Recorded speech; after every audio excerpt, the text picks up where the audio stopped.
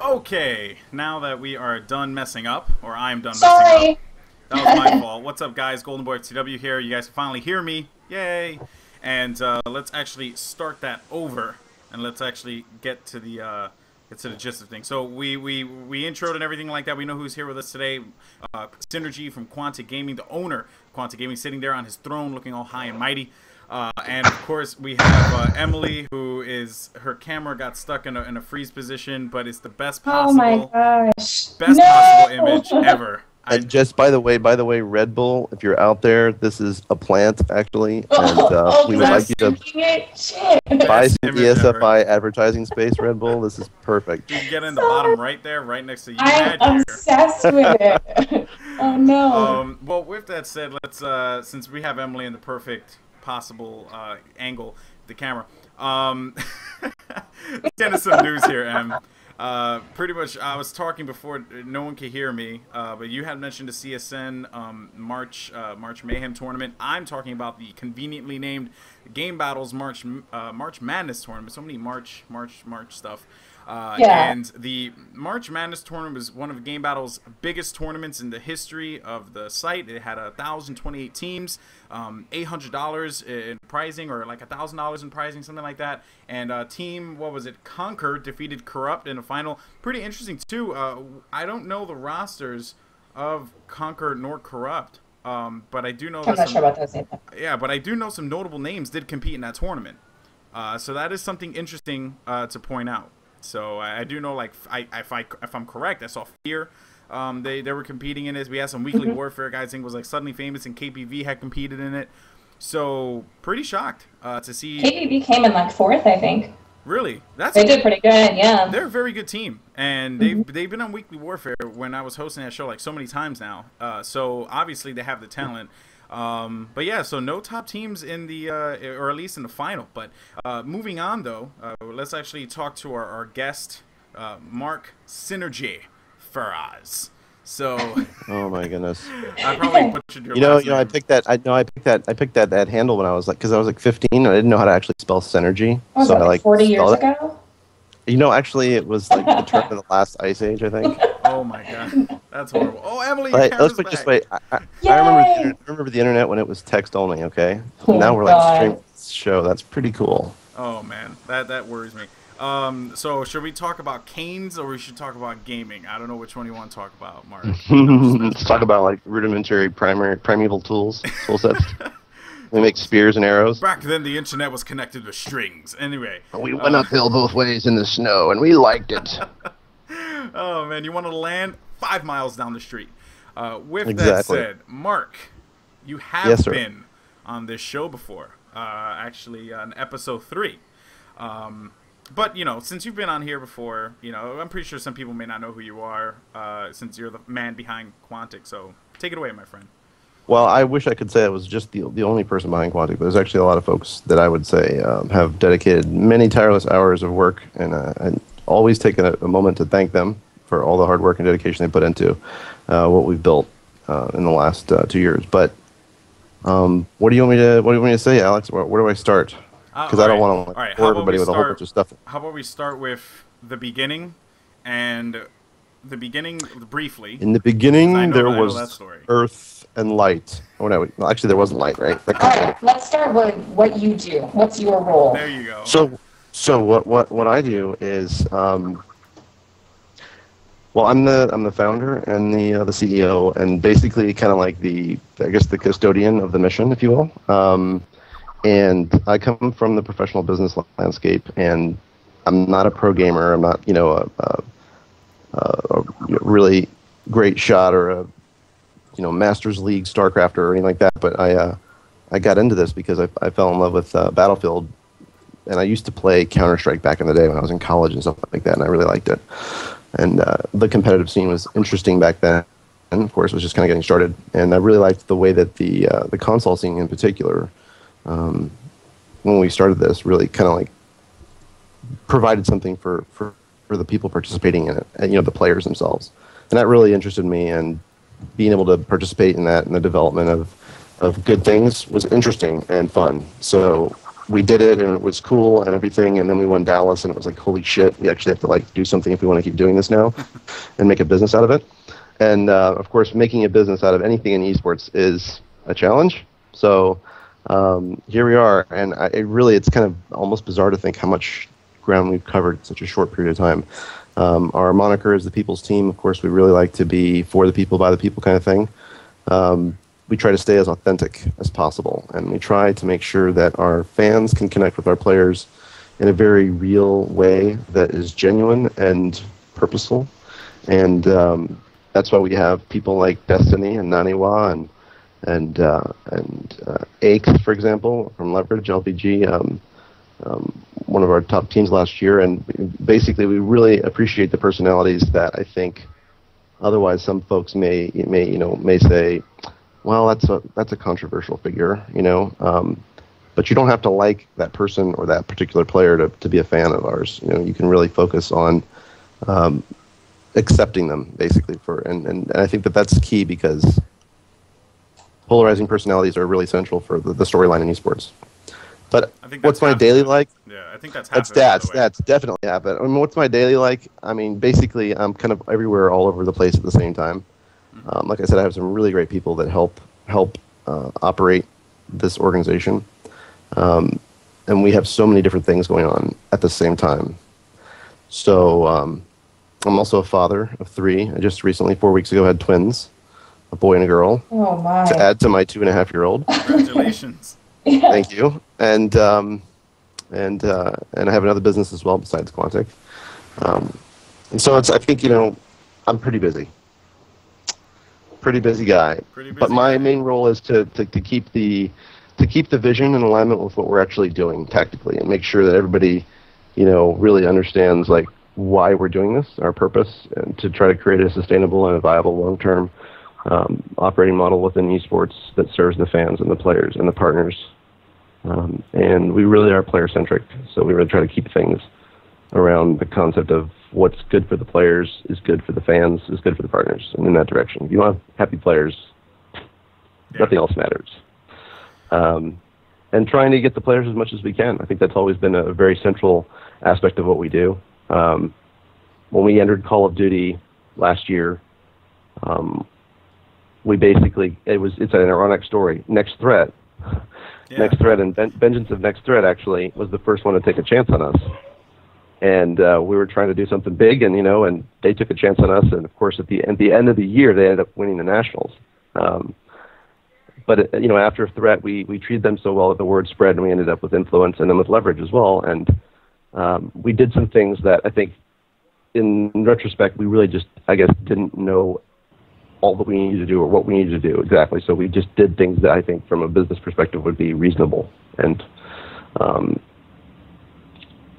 responsible. So we did some things like paying for flights and trying to like contract our players and stuff that is pretty well accepted elsewhere in esports.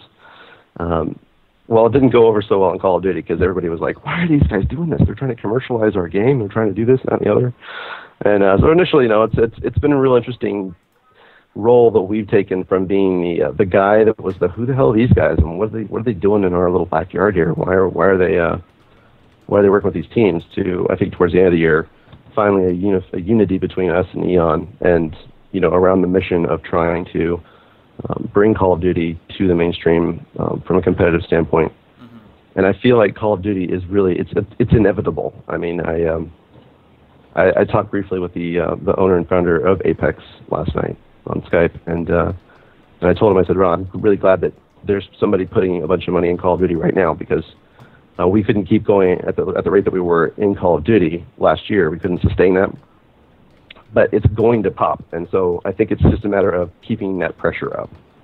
I feel like for esports to be successful in the mainstream, a strong player-based community is absolutely essential, and that's why games like League of Legends do so well, because they have people that are playing that game in mass, and then they also like watching that game. And I feel like we just haven't figured out how to present Call of Duty in a compelling and thematically interesting, coherent way that the people who play it, almost 1 billion of them, will also want to watch. And when we do that, I think that Call of Duty will be the biggest and most watched esport. I have to agree with you on that one, by the way. I've been saying that for quite some time about being able to find a very... Because as a caster, that's one of the things that... Displaying first-person shooters is not easy. One of the things that makes StarCraft so appealing is how easy it is to show it off. Same thing for League of Legends. You know, you have that top-down perspective. People can kind of get an idea, move around the map freely. And, you know, I will say this much. It won't happen with Modern Warfare 3. That much is for certain, because if you wanted to do spectator mode in that one, it's just god-awful. Like, unless you're following the player, I think that the camera... The free cam is just, it's not manageable. But there has to be a way, you know, and I agree with you. I think that there's like, you know, definitely in StarCraft, particularly, it's a game you can pick up within an hour and not master within a lifetime. It's very clearly evident when you see MMA or Naniwa on the screen doing something that, you know, you will never be able to do that, period. Like, that's just, you know, like, it's evident how good they are. And I think in Call of Duty, it's like people think, you know, oh, whatever, man. Look, you know, like, you know, TP makes a really, you know, dime-ass shot across the map at the last second when the, you know, timer's almost out or whatever. He's like, yeah, I could have made that shot, man. Whatever, you know, whatever the fuck. I could have done that shit, you know. Like, right, dude. Like, there's no appreciation for how hard it actually is. Like, TP, the reason he made that shot is because he's made that shot 1,000 times this week. You know? Yeah.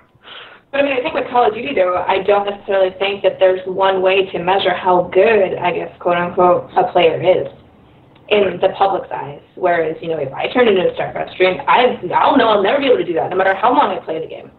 I suck, though, so. Well, absolutely, and there's the whole game sense thing, too. I think that in comparing other esports to Call of Duty, there is a sense about, I can understand how to play, how StarCraft is played at a high level, because I can watch it and I can, like, listen to the commentary and I can get it.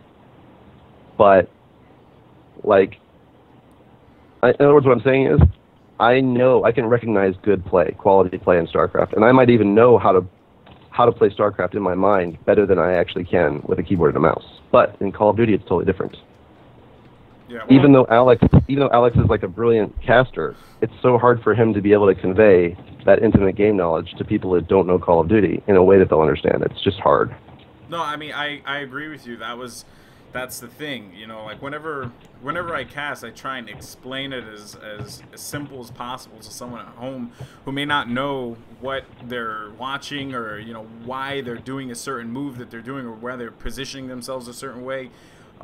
There's a way, you know what I mean? It's just, I think what it is right now, it's that people are too invested in doing other things, and they're content with just, you know, like, I guess, okay, we're just going to put out a stream and expect, you know, 250 viewers and 500 viewers and 1,000 viewers, and you know, hope to God that people enjoy watching this particular tournament. I've seen it so many times where, like, people tweet me all the time, hey, I'm doing this tournament this weekend, come watch. I come watch, and it's just a person spectating another individual, like not even a scoreboard or anything like that, but it's a tournament. So those are some of the problems that we have. You know, it's like displaying it properly, kind of like getting those angles out there. But it comes with a lot of technology and comes with a price, you know, which I understand not everyone can do those things. But Emily, I think you had something you wanted to say. I'm not too sure. Oh no, I can't. Your audio is cutting out for me. What? Oh, come on, bro. I don't know why I can't connect to you tonight. I think, though, Alex, I think you're right. I think you're right on point there, and I think that there's also a factor too that the play-by-play in Call of Duty makes it difficult for you as a caster to explain the significance of what's actually happening. I think when you're untrained eye, you see these guys, they run like they're like completely fearless and completely like stupid, and then they just like stop somewhere and wait there and like focus on one little like pixel across the map for like 15 seconds when they're completely exposed from all the other angles.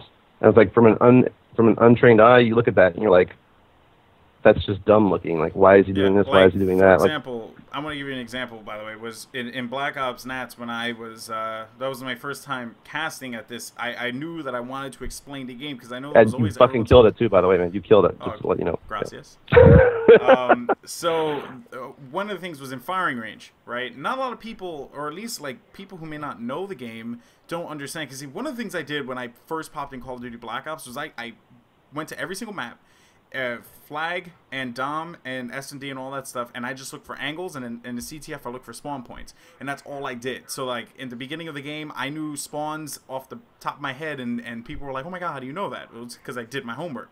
And I think that's part of the problem. It's a very, very young and immature community that they're not willing to do that. I see so many players every night just saying TS, TS, TS. What are you getting from those team scrims? Every single day you sign on, you're supposed to sign on with a mission, a goal. And I think, you know, Lord Jareth said it right when he said that in Losers Bracket. He was like, every day you sign on with a goal. I'm going to work on my communication. I'm going to work on my positioning. I'm going to work on my aim. Right. I'm going to work on this. And players just don't do that anymore. And I think that's like the crappiest part about it. You know, you don't see them putting in that work. But granted, the good players are good. But I think it's, at this point, there's a lot of raw talent, but you're seeing the players that put in that extra amount of work, and it pays off for them. You know, guys like Well, I think that's exactly. They basically turn something that's extremely hectic. They turn it hectic into an actual predictable measure of risk, and that's why they're running across the map, because they know that that timing route says that nobody's going to be on those flanks, and they don't need to look over there and check. Yeah. They just need to get to the cutoff before the other guy does, and be waiting on his ass, not the other way around. And it's so hard to get people who are like casual players to understand like how hard that is and how many times he's gone that route and how, you know, what could go wrong and all the rest. Yeah. And responding to what his team is telling him. I think that's a big centric like part that we really did with especially with Leverage. Leverage was 75% roster pure across 6 events last year. That is absolute insanity. Yeah. I don't care who you're talking about. That's amazing. We held that team together through some very tough times. Not to their detriment, but I mean, the point is, teams working through problems is part of playing a team sport, whether it's soccer, basketball, or Call of Duty. And I think that there is a lot of egos, and there's a lot of, you know, a lot of people who forget that acting as a unit is the only way to win. Like, there's no way you can hero class style. Well, maybe unless you're like Virus. That was really cool, actually. But I mean, there's no way you can hero win a Call of Duty match all by yourself. You've got to play as a team, and that's true off the field as it is on the field, I think. And I can't tell you how many 3 a.m., 4 a.m. phone calls I've had with our players or our teams that were going through this drama or that drama, you know, quietly, not on Twitter, and dealing with, you know, dealing with issues and working through them and becoming better teams, better people, right? Better players, better pro gamers. And in a lot of different ways. It's not just how well you play the game. It's how well you do everything else as well. You know, it's how well you serve your fans. It's how well you represent your team and your partners and all those people that make what you do possible. And that allows us to provide you that, like, uninhibited time and space to become as good as you can be. Yeah. So now, just to say something real quick about teams and all that good stuff. I know that I was actually just on the Quantic Gaming website, I think it was this morning, and I was, you know, just looking around, you know, seeing the new logo on the top and all that stuff. Looks fly. But I did see that you guys did not have, you had your Battlefield teams listed, Rival, and I forget the other one. You had all your StarCraft guys, and I think you have a League team too, or a Dota team, or something like that. Team Fortress team. Team Fortress team. We just came in second, actually, at ESCA Finals. It was an upset. The team that beat us was called Mix Up. It was a Mix Up, upset, whatever. Anyhow, yeah. Oh, really? Okay, well, congratulations on that, though. Second place is no small feat. We were the defending champs, but yeah, I'm sure they're not happy, but at least they did a great job. And we just came in second in the defense, which was a big joint Dota tournament as well. That was really, really huge, bigger than anybody thought it would be. And Battlefield's, of course, our home. That's where we come from. Unfortunately, the developer hasn't done what's necessary in order for it to become what it really should be. Just want to say, though, they got that little patch coming up with the console dedicated server. Just wanted to say. And let me tell you something, son. We're going to be there. If that shit goes down, it's going down. Oh, yeah. Because, you know, Battlefield was the real original pro game. And, like, you know, for FPS, I mean, it was after Counter-Strike, of course. I mean, Battlefield was, like, the production title to Counter-Strike's community-based effort. You know, like, Counter-Strike is from the I've been playing a lot fabric of man, right? Digital soccer. Battlefield was a very sophisticated game, and when Battlefield 1942 first came out, the pro scene for Battlefield took off, and it really it was a raging success until 2005. That's a history lesson on that one for you folks. And at the time, actually, until Call of Duty XP, I think, the Battlefield 2 event that was like $350 or $500,000 was the largest tournament to date for years, actually. Oh, wow. But your question was, why are there no Call of Duty teams on our website? Yes, that's the question I was leading up to. All right. Well, I mean, Leverage and Threat are still, you know, Quantic teams. I mean, we still have relationships, active and healthy relationships with those teams and players. We, like everybody else, we're waiting for the announcements about the arena stuff, what's going to be available, where we're going to be playing, all that kind of good stuff. And there was a lot of moving around. A lot of people did changes, and you know, like the usual quantum motion, I guess, that is the Call of Duty community. I can't even keep up with it now. It's so insane. And so, yeah, so like I feel like, you know, we've been kind of on hold from a certain degree position, right? But we still have good relationships with those teams and those players, and I think we're anxiously looking for an opportunity to do more in the space and with the game. I wish there was more on PC as well. But I mean, at the same time, I think in the case of LVG, you know, we have a lot invested with that team, and we've really seen those players develop over time. And I feel like they're the best representatives of the pro gaming scene that they've ever been. Does that make sense? Having kind of grown up with us and us with them, I think it's been something where we kind of, you know, learn from each other along the way. But yeah, so the answer is, you know, we're gonna see what happens. But I think that we're in open dialogue with those teams and those players. And I think that with the recent news of Apex and Optic, which, by the way, I have to tell you, totally took me by surprise. I was not expecting that at all. Oh yeah, not at all. We'll get to that in a little bit. For sure. But I will say this. You know, we offer a nice package. We do a lot for our players, and it was, you know, all the team changes and everything.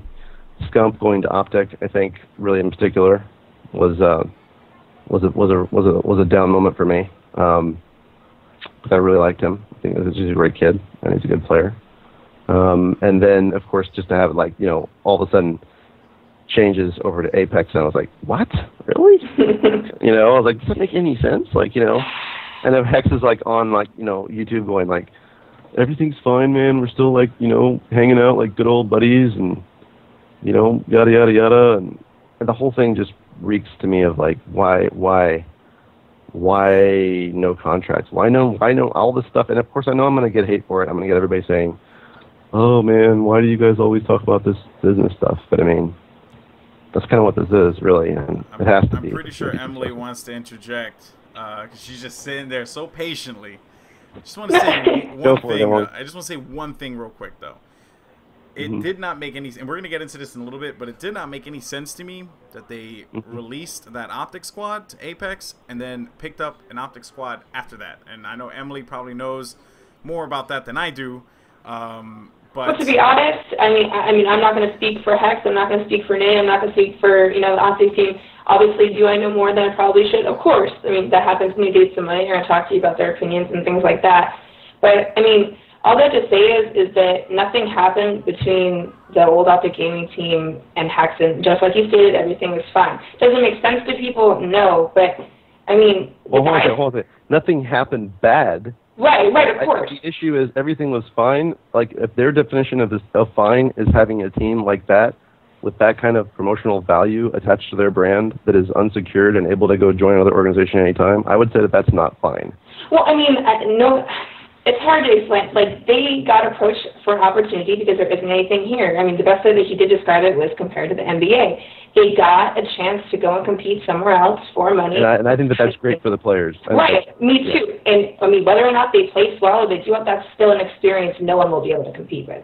And I hope more teams decide to go over there. But in regards to them going over there, I mean, I think it was a great decision for them. They're going to get experience, just like, you know, when some EU teams came over here for XP and for MLG events. They got an experience. But I think it's great for the players. Don't get me wrong. It's great for the players to be able to go and compete over there. I don't want to take that from them at all. Oh, of course. I mean, but I really don't see, you know, from an organizational standpoint, why Optic. That's devastating for Optic. They should have tried a little bit harder, in my opinion. I mean, even if someone, made an offer to get them, I think they should have fought harder. Now, of course, none of us know, even I don't know what went on exactly behind the scenes, why they finally decided to settle with Apex. In my opinion, is the money all that different? What if there's events in, a summer? What if there's events in the fall? That's really not clear to them? It's not clear to me exactly the answer to your question, what you're saying. I've tried to discern this a little bit, and I even talked to Odell from Dignitas last night about it as well. Mm-hmm. It's really murky. Like the videos and stuff I've seen, the material I've seen published about the move, it seems unclear to me exactly what they were offered. And I think I learned a little bit more about, in talking with the owner of Apex a little bit last night. But I think that in essence, when it first happened, I thought, okay, well, Optic is kind of licensing this team to them, or kind of releasing this team because there's no place for them to play here, blah, blah, blah, blah. Mm-hmm. But then as it developed, it kind of became very clear that, the team was in fact completely departing Optic, right? Correct. And I can only imagine that they're going into Apex as contracted players. Correct. And from my perspective, it's somewhat laughable because I'm like, geez, these are the same players that I tried to contract a month and a half ago who left my organization because they wanted to go be with the brand of Optic, and yet now they left the brand of Optic to go to Apex. It's just all so weird. It's a very strange. Well, yeah. In regards to Apex, though, they are one of the if not the biggest European team, out there. They're doing big things. They're pulling a Quantic. Yeah, they are. For what we know, 2012 might be that the way Quantic had 2011. Exactly. And you guys succeeded so well that year. I think Apex might actually have that year. The question, of course, that raises in mind is that they have 3 teams. They have 3 Call of Duty teams, which, of course, Quantic had 3 Call of Duty teams at one point. Actually, you guys have 4. Threat. Well, actually, no, you guys had a lot of Call of Duty teams throughout the year. We had Fear, Leverage, and Threat, and we had Influence for the first event. And you had Ham as well. We had Ham, but I think when we're talking about Apex, we're talking on a bigger scale. Talking about an organization here that is on a land grab, right? Yeah. They got a hold of the best stuff they could in Europe, but the fact of the matter is, if you're in Europe, you know that the top 4 American teams can basically destroy everything, and that's Leverage, Optic, Envious, and now Extravagant.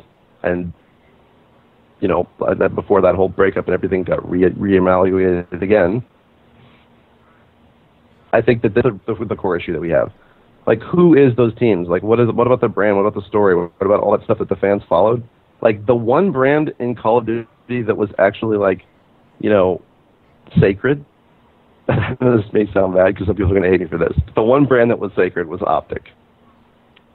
Yeah, I agree with you. Optic was... I wasn't expecting... And look, I love Hex and I love Hastro. I think they're great guys, and I know them very well. And they're fine. Alternatively, though...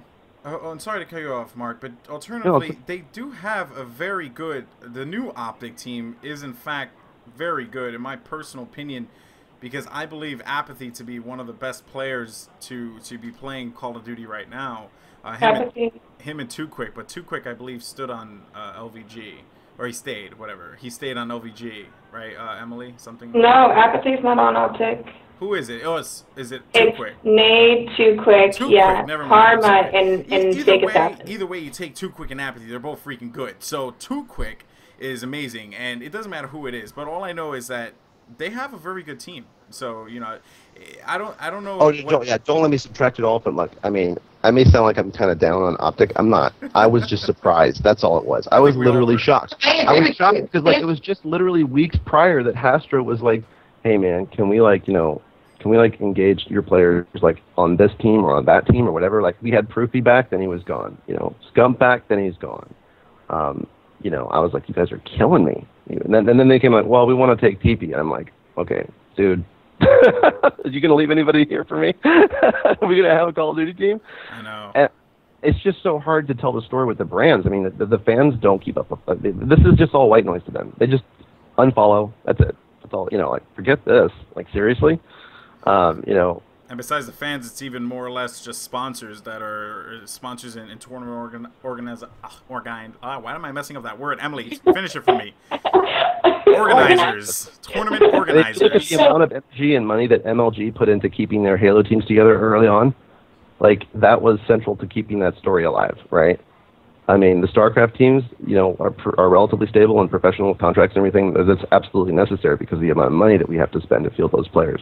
But I think that in Call of Duty, it's no different. And I think that as the Halo, you know, like, ball has slowly become unwound, I guess, to a certain degree, and MLG stopped putting all that player management attention on those teams, those brands all got all murky again, and it's hard to tell anything, right?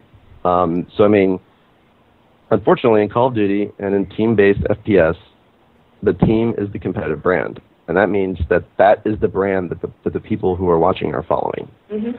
And although it sounds like that should insulate you from what happened to Optic, and they should be able to make a new Optic team and just say, okay, well, great, they got some great new players here, they're going to do fine, and Optic just moves right on.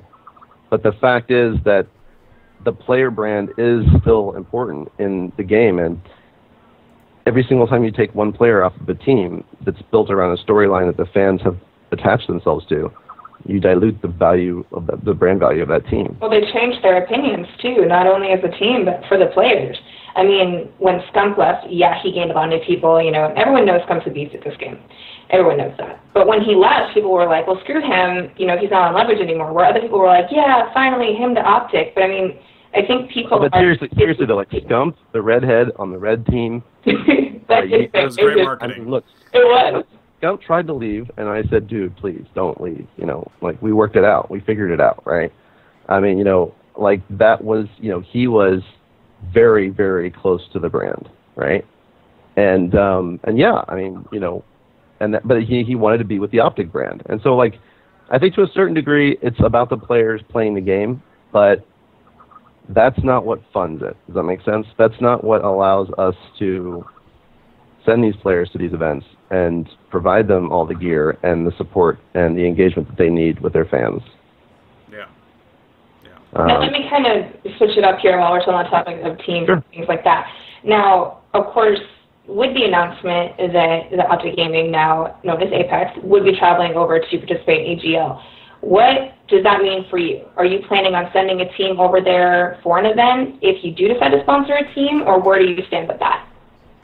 I think, you know, we're in discussions with multiple partners right now who are supporting our console, you know, efforts, and I think that both I can tell you they are Razor and Control Freak, who have been fantastic supporters of us so far in all of our efforts.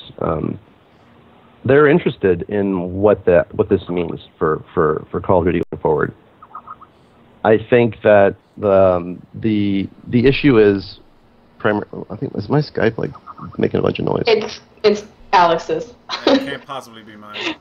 The issue is this. I mean, you know, like at a gut visceral level, like, you know, do I want to go and follow that team across the Atlantic and beat them in Europe? Absolutely, sure. Do Eggs and TP and those guys want to do that? I'm sure they do. But, you know, we have to be able to realistically and viably make that happen. And while last year was our year to invest in the brand that we built, I think now is the year for us to stay in business and to do the responsible thing for the future players that we don't even have yet, and make sure that we are operating in a sound and viable way. And I think that that's really important. Do I think that those two interests are absolutely counterly productive with one another? I think it's still possible that we could go to Europe.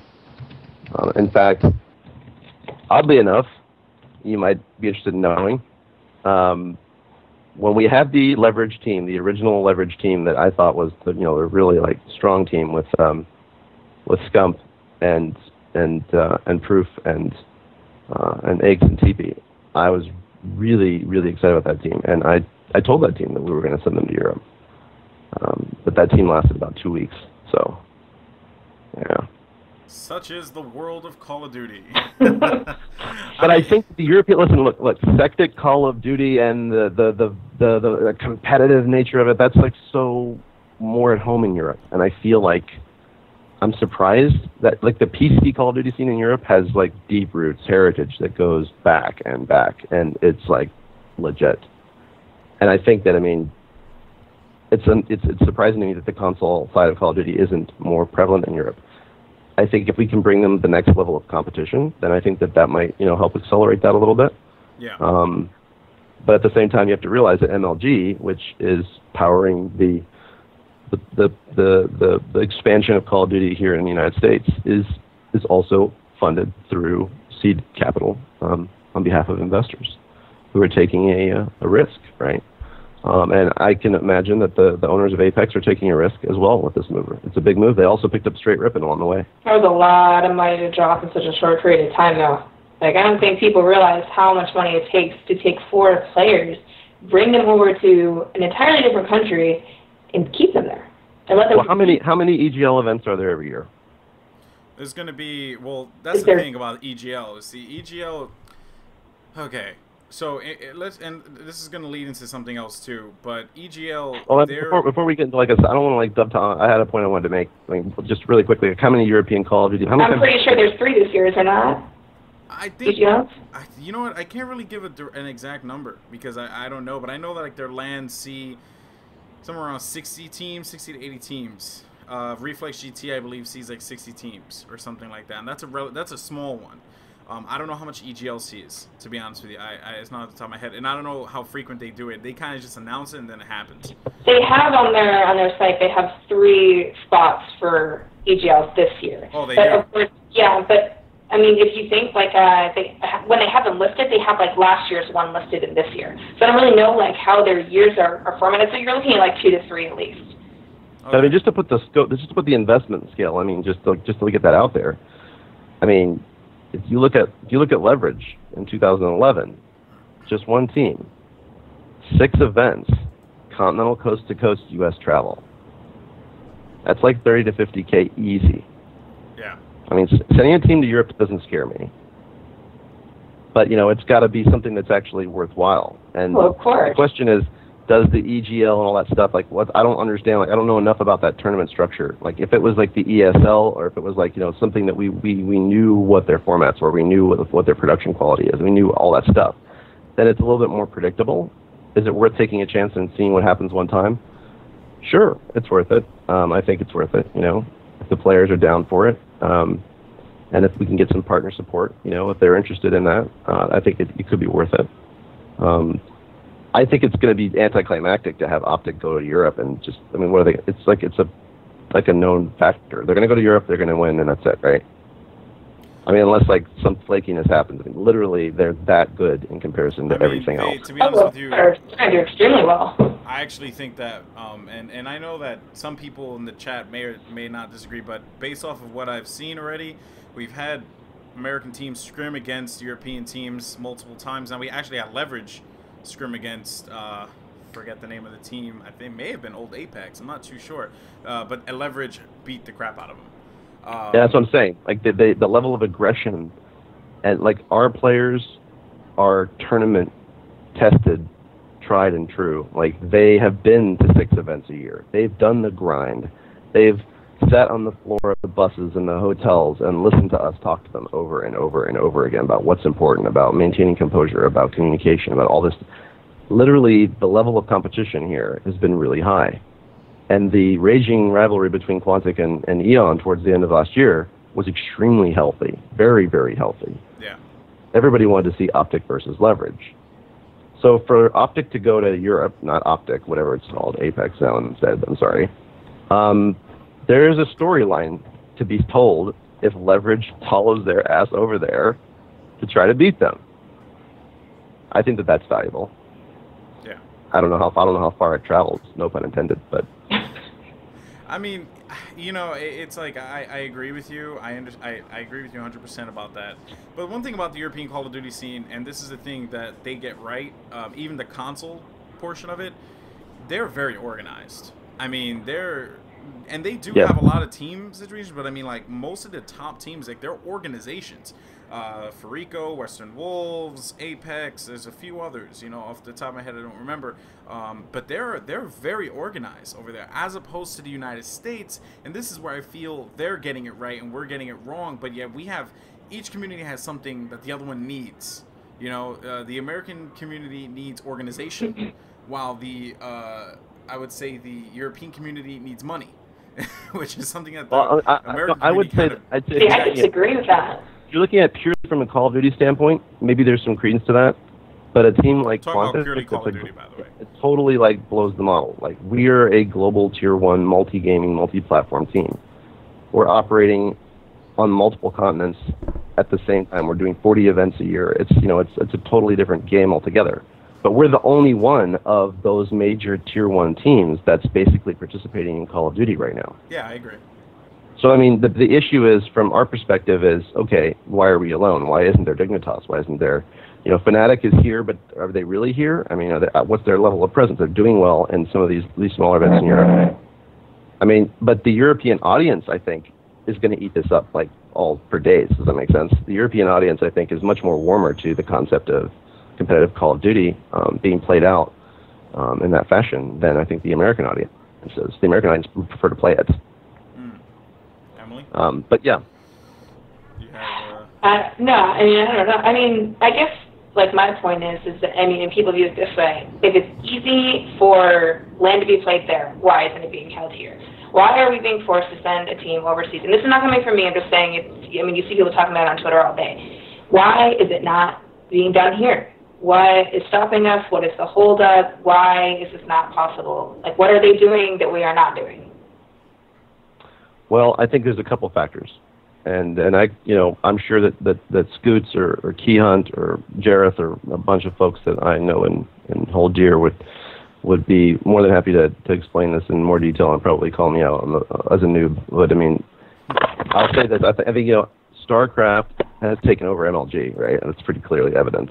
But I mean, I think the league composition in North America is a little bit in advance of where the league composition in Europe is right now for StarCraft. Mm-hmm. And so I think that, you know, we're further down that road already, and we've got a lot invested there, and it's producing. So I think the issue is, for an MLG perspective, I think it would have been Call of Duty had it not been for this Infinity Ward thing, whatever this thing is. And I don't know the details on that, because honestly, I'm trying to not know the details on that because I really don't care. there really wasn't. It's just they just didn't do anything. There you go. Details. Yeah, I mean, you know, yeah. So what? I mean, if Sony was still here giving us, you know, millions of dollars to make sure it was on the circuit, I'm sure we'd make it work. But alas, they're not. They're getting fighting games this time, I guess, instead. So, publisher support is not only important; it's vital. It's critical. And I think when the publishers wake up and realize that this kind of competition provides their title longevity, and that the most hardcore gamers that are playing their games are not only the most valuable center for feedback, but they're also the people who are the easiest to penetrate their competitors' market space, that's when I think they'll wake up. And I can say that with absolute confidence because, you know, we spent many months this year selling Battlefield to the Call of Duty community because we straddled both spheres. And then, to be quite honest, it was a total letdown when DICE didn't have the damn features in the game. We're like, are you guys serious? Like, are you on crack? What are you guys doing here? Why? Just wasn't their priority. You know, EA wanted it, but it wasn't their priority. So I mean, I think I'm really hopeful that they get this patch in or whatever they're going to do for Battlefield. So will we get everybody's attention back? I don't really know. I don't know for sure. But fundamentally, I think that, you know, we're going to see some other lands here. I think there's some rumors of some lands in Texas happening. Mm-hmm. There's the Frag Cup with Machinima, and I feel like just because MLG isn't playing Call of Duty in Columbus doesn't mean that we're going to stop telling the story of Call of Duty. And I also think that, honestly, I think that Halo got a breath of life at Infinity Ward's graces. I think that, honestly, if they do anything to fix the situation, that Call of Duty will return to the circuit this year. MLG shut down 5 syndicated shows, including Stay of the Game, and dismissed it in the whole 9 yards, and then they did what? Started a show about Call of Duty. Give me a freaking break. You don't think that they know what's going on? They know what's going on. They're pretty smart dudes. They know what they're doing. They know how to run their business, and Call of Duty is here to stay. It's not going anywhere. on MLG circuit. It'll be back. Now And let me just one more shot. now let me just hop in here real quick. Now, in regards to what Eon did with the Gunner COD LAN, do you see, you know, Quantic doing something like that? And flying me out to commentate it, just saying. But I mean... well, let me say this. We are about to do our second event in about a week and a bit in Austin, Texas, in conjunction with South by Southwest at the University of Texas. And it is a large-scale CSL, Collegiate Star League, and an invitational event for 16 professional StarCraft 2 players. And we're also doing some fighting game stuff there in the console side. That's a big event. That's an event with like a you know, easy, big budget event. You could blow a lot of money on an event like that. And we've got a lot of support from a lot of vendors, a lot of partners that want to participate in that kind of thing. Mm-hmm. In particular, we've been in discussions with Sony about doing some really cool stuff, potentially maybe even 6 months to a year away, that could really be, you know, big on the Call of Duty side or on the FPS side, depending on which other titles emerge in the next few months. I think that a big, large Call of Duty LAN would be really, really great to do. We're in the position to do it. We have the resources, we have the people, we have the partners to do it. I wouldn't want to do it without Eon. Does that make sense? I think that would be really important. I feel like we're cutting a path together, and I think we should keep doing that together. What do I think about the Gunner thing or whatever it is that they did? I wasn't that impressed particularly, honestly. I just didn't really feel like that's the stuff that people want to see. Well, I don't think they lived up to even their marketing, just from my eyes. I mean, I tuned in a couple times, but it didn't hold my attention. Half the time I was just watching 6 guys sit on the couch. Like, I can watch Big Brother for that shit. Like, I don't want to see it, you know, on the internet. You know, it's funny that you'd say that, because there's actually a parallel to this in StarCraft. It's called the Home Story Cup. Oh, no. The Home Story Cup is actually, like, one of the most watched and discussed events in StarCraft every year. But it's like there are more than 2 teams there. But it's not only that. It's the amount of production time and quality and energy that the ESL team and the Turtle Entertainment team puts into that event every year and making it special. See, that's the thing that we need to do in esports, is we need to make it special. It needs to be a little bow at the top right-hand corner that says, this is special. Well, don't get me wrong. I mean, I think it was awesome they got big names to Everybody come out. focuses on, like, we're playing Call of Duty, so, like, this is how what it takes to be a pro. This is what it takes, you know, like you're assuming that everybody that's watching is like a wannabe, basically. Well, I mean, I think that's why they brought in my opinion, that's why I thought they brought in YouTubers, is because they feel more like YouTubers, watch them on YouTube. Exactly. But I mean, I just don't think, like, they did the skills competition, and I'm not, like I said, I'm not knocking that. But, I mean, yeah, was it fun to watch for a little while? But not for 12 hours. Like, I just didn't see the point of that whole entire event in my eyes. Like, they dropped money for what? 7,000 viewers in an entire day? I mean, I don't see it.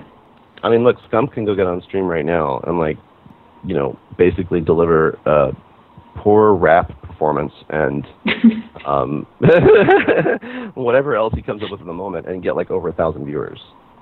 So why is that? Why is it that he can do that, but yet there's other players out there that are really good players that only can get 100 viewers? Why is that? Because he's got an attachment value with him, that the fans attach to him in a way that is memorable, that they want to come back and get their fix of Scump. That makes sense? Mm-hmm. And that's what we need more. We need to become more sticky as a community, and our story needs to be more coherent. In the case of Scump, it doesn't matter how coherent his story is, because what the story is the fact that he is just that damn good. And it's acrobatic to watch him play. But that's not the only story we can tell. We can tell lots of stories in Call of Duty that we don't take the time to tell. Mm-hmm. And I feel like personalities like Alex is really so central to that. I think Alex can tell that story. And I think when the players are doing stuff on the field that doesn't need talking about, maybe we should work on that storytelling. Because in StarCraft, everybody wants to know what Destiny ate for breakfast. Everybody wants to know, like, it's just ridiculous. StarCraft's 20% of the equation, honestly.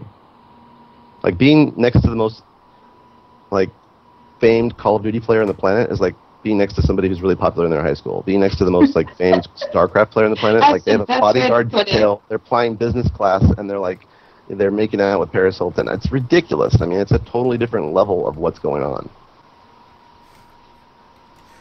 So, but I think we can get there. I think we can get there. I think it's going to take some time. I think it's going to take the players trusting the teams that are investing in this space that actually have demonstratedly shown that they know what they're doing.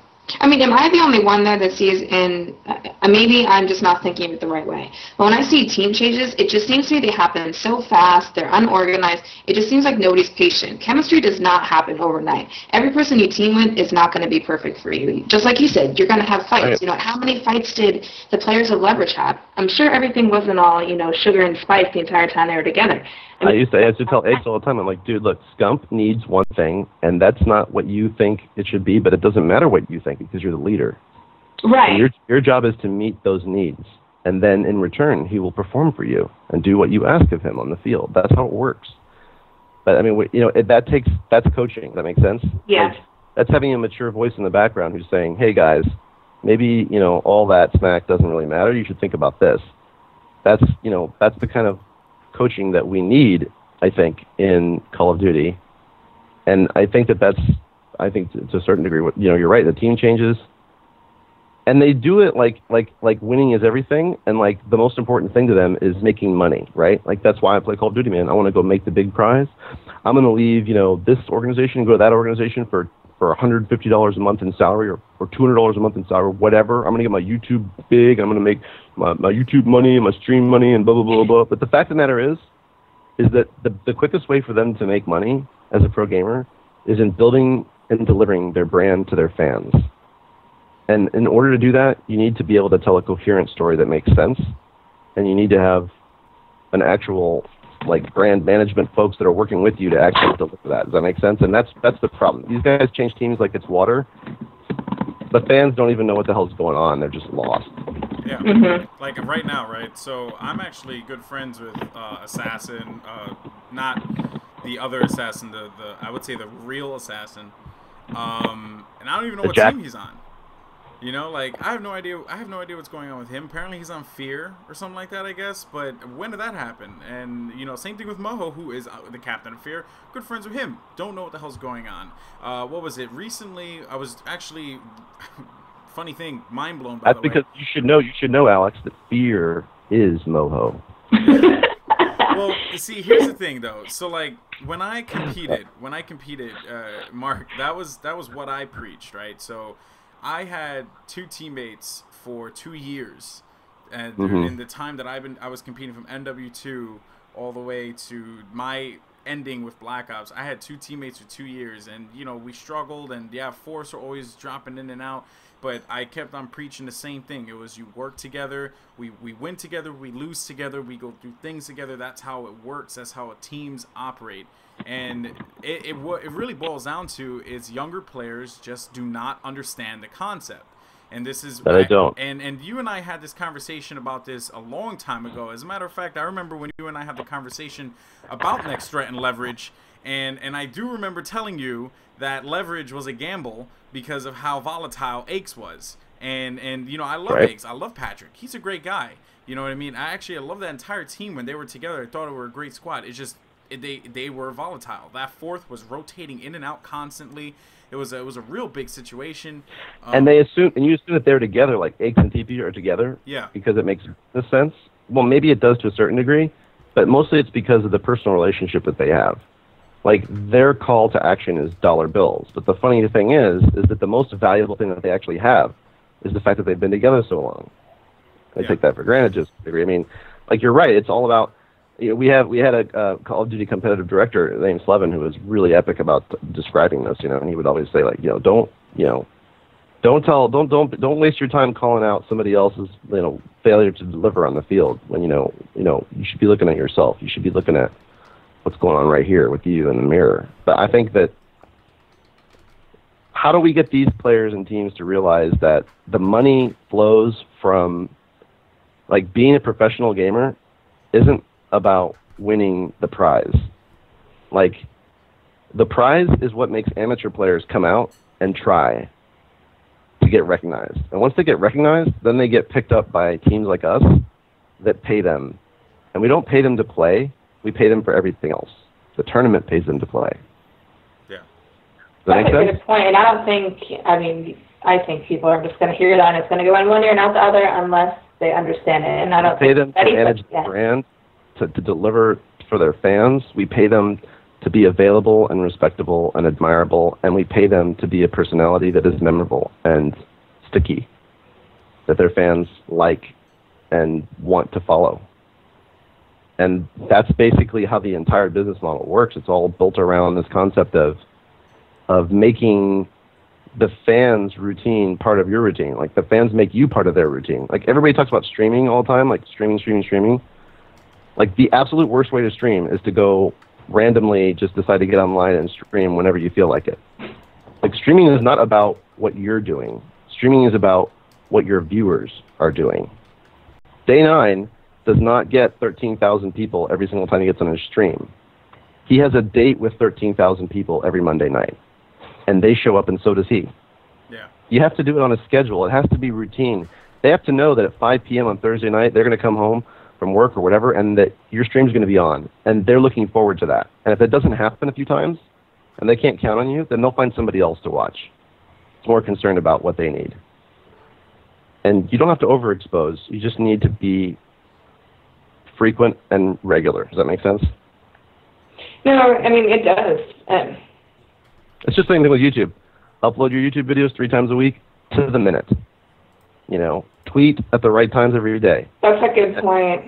You know, it's not like, these are not practices that need to be like super mechanical, but I mean, these are practices that we can help our players with. We have systems in place to help our players manage this and help, you know, understand like what happens. I mean, what happens when so-and-so gets on Twitter and gets into a rage fight with somebody else and says the wrong words, and all this kind of stuff happens.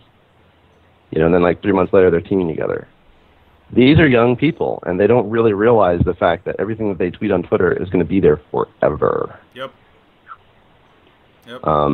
That's why I don't tweet a single personal thing on Twitter unless it's like I'm bored. You know, but like, right, yeah. To kind of look at it from, I mean, personal and stuff. I'm going to kind of play devil's advocate. I mean, just the way that I view it, some people don't think sometimes. Sometimes Twitter is their only outlet. Sometimes they want to hear that they're right. Now, can they go on their Skype list and say, hey, I just kicked so-and-so off my team. Like, tell me I'm right, bro. No, but you go to Twitter and you're like, hey, this person didn't get on for 4 days. And so I kicked him off my team. Half your followers or some of your followers are going to be like, yeah, man, that was a good thing. You're a good player. You know, you'll find a better sport. It's self-gratification, Em. That's basically what it is. It's completely simplified in that regard too. Like, for example, I've been trying to put vengeance on Leverage for like the last year of my life, right? It's just not happening. And like, the Leverage guys think it's because he's not committed. It's not that he's not committed. It's because he doesn't feel the love. Like, everything works both ways in this world, you know? Mm-hmm. Like, it's not like people just decide that they don't give a shit about playing Call of Duty and they're not going to show up for scrims 3 times in a row. It's because they're not getting what they need from that team, too. And I think that the lack of leadership on these teams is also really prevalent. And that's why you have to have things like contracts and commitments, and you have to have people who are a little more mature and helpful to help these teams develop those habits. Because it's all about habits, guys. You have to have good habits. Yeah. Not only on the field, but also socially, personally, with your fans, and everything. You have to have good habits. I mean, I've literally seen pro gamers in Halo who are as young as Call of Duty players have something occur right in front of them that would absolutely set them off into an absolute rage, or be playing on a team with somebody they hate, and turn and smile with full composure and think about, what does my sponsor, or what does MLG need me to do right now? It's not just about how I feel. These people are watching me because what I do matters. Yeah. To them, not just to me. No. Now, this topic may seem boring for amateur players, but, I mean, it just from my point of view, this is helping you guys out for next season because, you know, God forbid, if the game is picked up, you know, maybe later on this year, maybe it won't be, but regardless, hopefully, you know, next time it will. I think but this is something that's not going away. They need to realize that you're preaching to them and telling them, like, if you want to get picked, you want to get looked at by you know, a sponsor, you don't need to be a pro team, you don't need to be a pro player. Like, get your shit together and act how we tell you to act. I mean, that's pretty much what it comes down to. And perform. That's really what it comes down to. And it's all about, like, the amateur players go to these events, they want to be noticed, they want to win the prize, right? They want to, like, break out into the scene kind of thing. But you know, like they're used to like even playing casual Call of Duty. Like I don't care if you're at the top level of game battles, you have absolutely like really no idea what pro MLG top 8 team players, how they think, how they approach the game. It's completely different. It's not fun. It's not fun. It's a lot of hard work and pain and sacrifice. They have to give up other areas of their life to make this a priority. And I think that all the rest of the promotional stuff that we need from them and everything else, or you know, the way the whole funding wheel turns and everything. I mean, like it's work. It's hard work, and I think that people need to recognize that. I don't think that these players really get the credit that they deserve for how hard they work, and I think they should understand that we all want to pay them more. Does that make sense? We all want them to be making more money and to be able to focus more on their game and on their fans and everything like that. That's an industry-wide goal, I think. You know, but at the same time, you know, we have to, money in, money out, we have to basically make sure that we can be there for the next generation of players that are going to continue the path forward. Yeah, and I also, and sorry, Cinergy, yeah. but I also think that part of that as well has been, so because of the fact that MLG does not have it on the circuit, we're seeing a lot more organizations, people stepping up as far as running professionally ran tournaments. I'm not talking about, you know, those like random things that occur here and there. I'm talking about like actual organizations with sponsors and with funding and all that stuff and running great tournaments. You know, example is, you know, obviously the Game Battles one that we were talking about earlier, Frag Cup. We also have the CSN ones. I know BG is going to be throwing out some tournaments. So it's like, I think that's a big thing. And an example I want to make, and we were talking about them earlier, was that team KPV. KPV, right? These guys are just, you know, they're grinding every day, and they're playing in all of these tournaments, and I see them playing in all these tournaments and placing very high. They're putting in that work, and I think more teams need to take that mindset and continue to push forward with that instead of worrying about roster changes or, you know, getting pro players to retweet your, you know, free agent tweets. You know, I think those are like some of the problems that we're really seeing here. But you know, so it's gonna be a wake up, Alex. It's gonna be all of a sudden one day, everybody's gonna like put their like pipe down and stop smoking whatever it is that they think that they're smoking, and they're gonna realize, holy shit, the 9th place team. It's been 9th place the entire season, and they're in fact the most valuable team on the circuit. Yeah. Holy shit, the Call of Duty, the Game Battles team that's like ranked like 247 has more fans than we do. Yep. I mean, you can't be. I mean, but people honestly can't expect an overnight success. But that's the thing, people are expecting that, though. That's the thing. But why? I mean, but you see pro players tweet this back to them all the time, and people think it's ego. It's not. You need to earn where you are. How long? Look at a player like Saints. Saints, new one person, right? Mm-hmm. Yeah. Okay. I mean, the kid's got amazing raw talent, right? Came in, joined Threat, was kicking ass, right? What happens? Envy comes along with their big old brand forever, and trust me, I love Envy's brand, and swoons him away. Was that good? I think looking back on it, I mean, of course, we lost a good player, so, I mean, I'm biased in the situation, but do I really think that was good for Saints? Does that make sense? Yeah. I don't really know that it was. I mean, he was just with a new team. He had just broke out in the pro scene. Is it good to be with Envy? Absolutely. Maybe he has more Twitter followers, you know. But I mean, do any of them really give a shit? I mean, like, I think can his message carry weight? Is there influence there? Do people like trust him when he says, you know, I'm using, you know, product X because it's really, really awesome and it's necessary? Does anybody actually like listen or even care or buy that? Like, do they get it? Yeah. Because there's some people out there, like literally out there, who have a lot of influence. When Nadeshot says he likes something, people might buy that shit months later because he said that. Months. It's not instant. I mean, if our viewers are 15 years old and they don't have a job or money, that's okay. Like, but when they get that job and they're 17 and they go cash that first paycheck and they buy a Razer keyboard because of us, we did our job. Yeah. No, that makes sense. That makes sense. But then when, you know, that player decides one day, hey, I don't want to play with this team anymore. I want to play with this team because they're such and such and more known or something or another, then that's kind of where it just spirals and then becomes the clusterfuck of what it is right now. which I agree with you 100%, Mark. So I want to get back into this, but let's talk about a few of the events that we have coming up as well. And of course, you feel free to Good stuff, exciting. Yeah, there's a lot, and that's the thing that I think people are just really not understanding. It's like, yeah, MLG didn't pick up the game. Whoop de freaking do. There's plenty more out there for you to try out and I guess compete in. With that said, let's actually get into that. First and foremost is the biggest of them all right now, the Mac Daddy of all the events, the Frag Cup, which as of now there's over 1,000 teams signed up for this event. So their goal is I believe it's 2,048. I know there have to be more teams out there. They're just being lazy. For instance, look at the ladder on GB. Yeah. And look, if you look at this, guys, here's like the most significant part of the Frag Cup that nobody even realizes is it's machinima. Okay? Yep. It's not because like the YouTubers think it's cool, right? Or blah blah blah blah. It's because machinima is moving into esports. Yep. It's because machinima has decided that, you know what? All the tens or hundreds of millions of dollars that we've spent investing in a portfolio of viewers and channels and everything, we're going to spend some of that money now on esports because we think that it's actually going somewhere.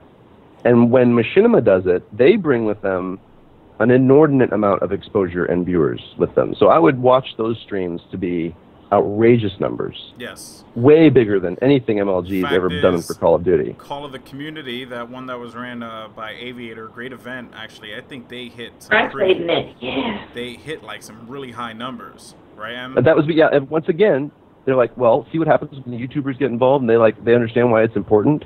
Okay, like forget the YouTubers, they're cool guys and everything, that's great. But I mean, like the YouTubers are small fish. How about machinima? How about the people that are paying all the YouTubers? How about those guys? Yeah. Wow, okay, maybe we can actually get something here. Yeah. Yeah, that's a big deal. That's a really big deal. That's like IGN making the IGN Pro League. That's that kind of a big deal. Yeah. I mean, I do, and looking at what's in the chat, George, I think he works for ESFI, says, why hasn't Machinima advertised the tournament on their channels? I mean, I agree. Really, they've done a crappy job, kind of. Why hasn't IGN put IPL on their front page space? I'll tell you why. Because that space is worth $40 to $50 per 1,000 views ad served, and that's expensive space. And there's a line long of people waiting to pay for that space. So until Machinima can see that the quality of entertainment being delivered through these events, and the casting, and the production, is worthy of spending the money that they would otherwise be making from other people on it, then they'll start doing that. True. And when that really happens, then we have won.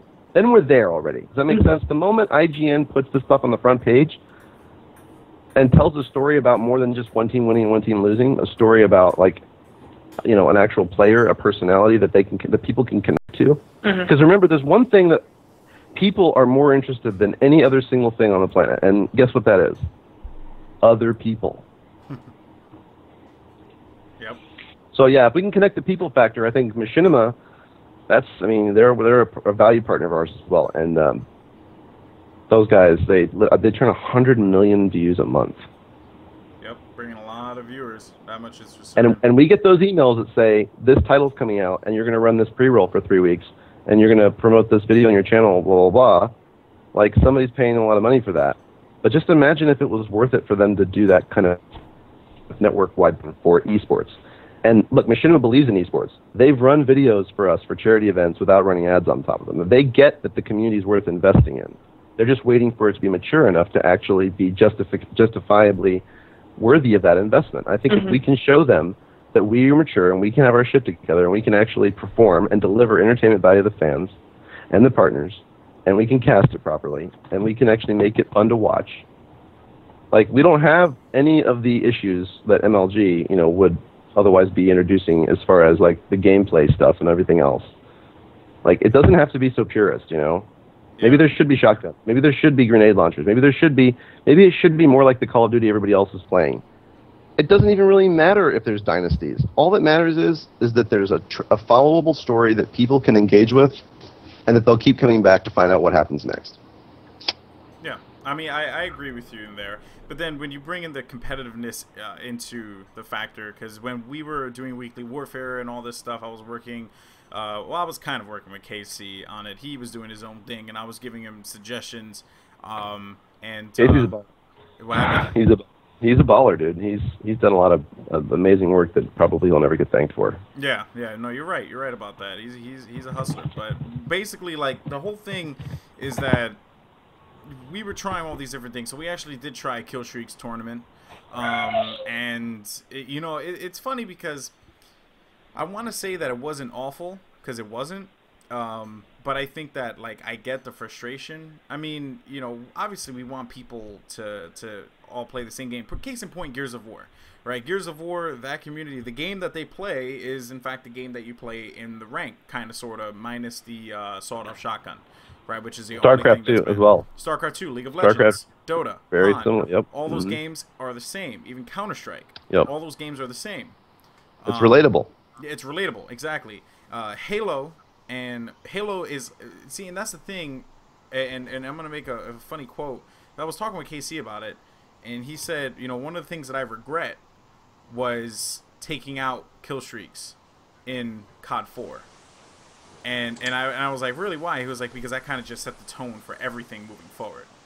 And it was well, but I think that the kill streaks, the way they were done, the rich get richer and the poor get poorer and faster than hell.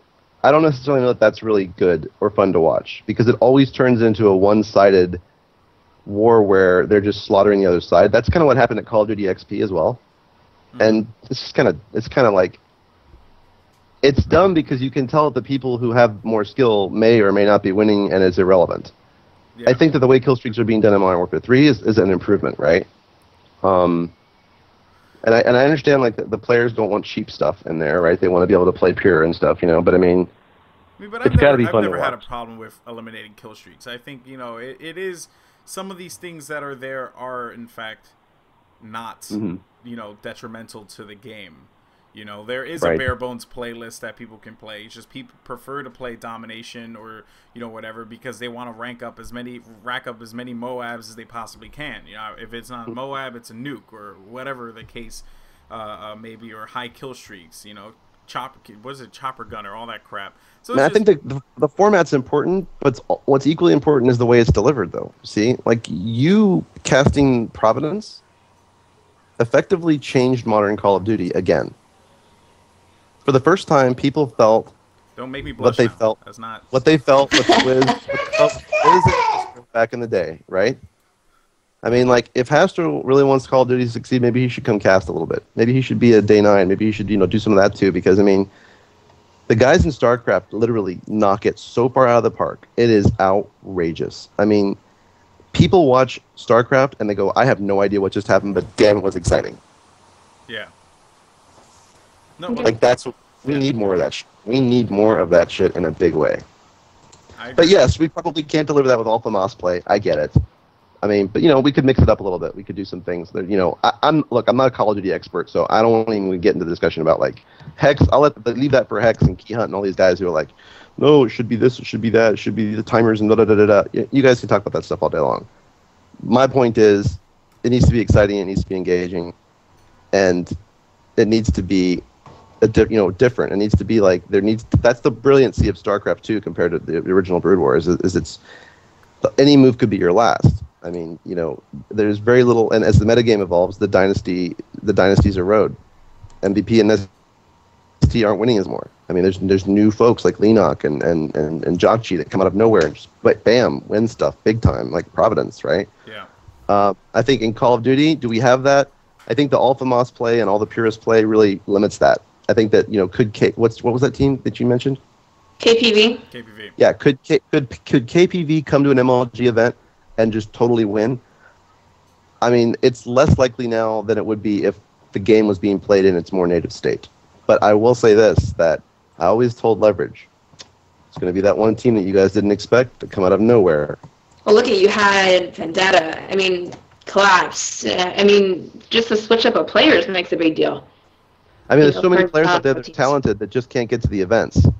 I agree. I mean, that's a real thing, and I think we could also see some investment in some technologies about playing online. I really liked where MLG was going with the studio concept. I feel like if we had, this is so weird because in 2003 there actually was like regional leagues for Battlefield. Like, you could actually go play Battlefield on Thursday night because there was no like broadband or whatever. Like, it wasn't like it is now. Like, you had to go LAN. So it'd be really cool if there was like secure places for people to play in very, central. Like imagine there's like a studio in like Houston, and each city had like a little facility where a team or people could go and play, and it was all online, but it was all secure. Does that make sense? Like closed, like backhauled traffic, no DDoSing, no cheating, no modded controllers, none of that crap. It's all like legit, but it's all online. Wishful thinking. Yeah, because I mean, really, the reason Europe has an edge on us to a certain degree is because everything's so close together. I mean, you have to go from Anaheim to New York just to place 14th. That sucks. That's a lot of money. Yeah. And a 14-year-old explaining that to their parents is not going to go over well. They try a 34-year-old explaining it to the 14-year-old's parents. 3 other teams for it too. Okay. I know all about the parents, and that's the thing. That's why I think online gaming it's really going to take off for COD in particular. I didn't get why, and this is something that we're going to talk about, but then we're going to move on to some of the European events that are going on in just a bit. But I do not know why they did not think about running the same system that they ran for COD 4 Nats for Columbus. I just don't understand why not just do it, you invite there's a lot of pressure on them to maintain Halo. I think this is MLG's way of being graceful. Does that make sense? I mean, I guess so. Call of Duty's got a long future ahead of it, bro. It just, to me, what it seemed like, what I always gathered every time, I met with anyone there it was the all or nothing approach. It was like, well, either we do the live events with, hundreds of players coming through, or we do nothing. And that's kind of what happened. We got nothing. And we got an online Search and Destroy tournament, which I'm fine with that. And I thank them for that. It's a great tournament. And a lot of people had no complaints about it. It was, it was a good, well-ran tournament. But, it is what it is. But moving on to people that actually are running live events. I think we can't do online for the kind of money that we do live with the questionability of things. Well, do you think that Frag Cup with, big people being involved, obviously, Icon's weekly events are not going to get the same, attention as Frag Cup. So somebody booting you out in a weekly ICN event compared to Frag Cup, I definitely think that there'll be different measures taken. But, do you think that they'll be treated differently? I think so. I mean, I was the Game Battles admin for a while, and I know a little bit about how they do their, online tournament stuff as well. I mean, when there's big money on the line, like Virgin Gaming, they have guys with, Toshiba Tough Books and stuff like that, that literally, they go out there, they know what's going on, dude. If somebody's, trying to pull the biggest heist in gaming history, they know. And there's lots of technology that could be employed to do many things, like validate that controllers are factory and all this kind of stuff. There's lots of stuff we could do to make it safer for everybody to play online, period. But I think that, there's a live event factor, too, from a spectator perspective that's really cool. And I think that the big draw for the live event, the reason why they want so many hundreds of players is because they want to be able to have those players that are amateur players come and compete with the pros. Mm-hmm. And then also be able to watch. And I think when you're watching a stream, let's face it, the live audience really contributes a lot to that experience, right? It does. I mean, you're not just a little red dot on the screen somewhere, a little red number, cycling through. But when something goes down in StarCraft, nobody can hear in the building. Yeah. And I think Call of Duty has got such a young audience. There's so much energy there. But they don't really cheer for the other team and stuff. That's a whole other conversation. I'm not going to get into that. Kid, cheer for every team, goddammit, unless they're playing against yours. And that's funny because it's like that for. It's not like that for Halo, but it was like that for Gears and for Rainbow and for every other game that was on there. But Halo, because they built these brands of these players. I mean, I know that I sat there I woke up early for Sunday to go watch Turning Point play against. I don't even know who it was. I just cared there was. Oh man, because it's like, what's so and so? He's on the Dr. Pepper can, man. Walshy's my favorite. It's Walshy, man. Because Walshy's bigger than life. Because MLG built these huge brands. They built stars, right? And that's what we do as an organization. We build stars.